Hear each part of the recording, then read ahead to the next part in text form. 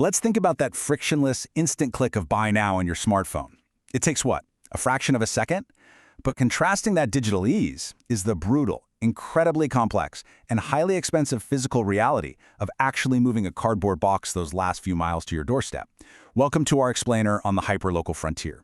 Today, we're mapping out the invisible, high-stakes battlefield of global supply chains, and we're going to uncover exactly how the physical world is racing to catch up with our massive digital demands. Now consider this staggering imbalance in global shipping. The last mile alone now accounts for up to 53% of total logistics costs. Think about the entire journey of a product. It goes from raw materials to a factory overseas, across a massive ocean on a cargo ship, onto a train, and then into a regional distribution center. That whole massive global journey often costs less than the final 5 miles from a local depot straight to your porch. It's creating a massive structural bottleneck in the global supply chain. And that brings us to Section 1, the last mile paradox. It's the ultimate clash between consumer expectations and physical reality. It's incredible how a disproportionate amount of logistics revenue is completely swallowed up by that final leg of the journey. The last mile eats up a 53% slice of the cost pie, leaving only 47% for literally every other supply chain expense combined. This creates a severe economic strain. Retailers and logistics providers are just bleeding margin in the final stretch, desperately trying to balance lightning speed with actual financial survival. But the paradox here is staggering. Today, we as consumers view 3 to 5 day shipping as just a baseline, right? Next day and same-day delivery are the new competitive front lines, with nearly half of consumers saying they're way more likely to shop online if same-day delivery is an option. Yet, 68% of them still prioritize low-cost or completely free shipping. They absolutely refuse to pay a premium for that blazing speed. So the system is backed into a corner. Deliver it faster than ever, but somehow do it for free. To survive this impossible trade-off, we pivot to Section 2, AI and intelligent automation, and the massive technological disruption that comes with it. We're currently shifting away from traditional logistics, which historically relied on static routes and really reactive planning. When a road closed or demand spiked, humans had to scrabble to fix it. But now, we're entering the era of agentic AI, and this is a massive leap forward. Agentic AI doesn't just analyze data, it operates completely independently. It dynamically maps routes in real time, it forecasts demand with pinpoint precision before consumers even click buy, and it automatically routes around disruptions. It's actually predicted that AI adoption in this sector will hit 88% by 2031. It is literally the survival mechanism of the next decade. Because of this, driverless tech and warehouse robotics aren't just sci-fi novelties anymore. They are active deployments driven by brutal economics. Human labor can eat up to 50% of trucking revenue. By deploying autonomous trucks, delivery droids, and automated storage and retrieval systems, or ASRS, in cramped urban spaces, companies can slash these crippling overhead costs. But notice that last point. It's not about entirely replacing humans.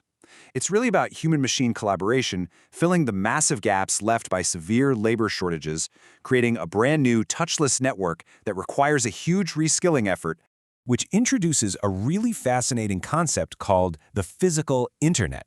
Think about how you're watching this explainer right now. Digital data is broken down into standardized packets, routed seamlessly through shared networks, regardless of who actually owns the cables, and then reassembled on your screen.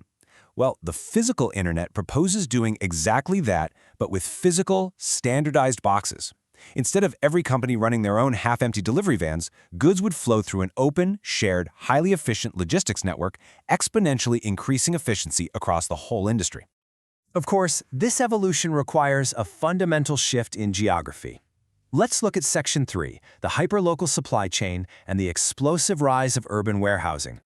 We're witnessing the rise of the city as a warehouse model. Because real estate in urban centers is incredibly expensive, companies are getting very creative. By using distributed order management software, traditional brick-and-mortar retail storefronts are being transformed into highly efficient micro-fulfillment centers. So your local retail store isn't just a place to shop anymore. The back room is quietly functioning as a highly automated hub to dispatch online orders straight to your neighborhood in a matter of minutes. And just look at the economic logic behind this.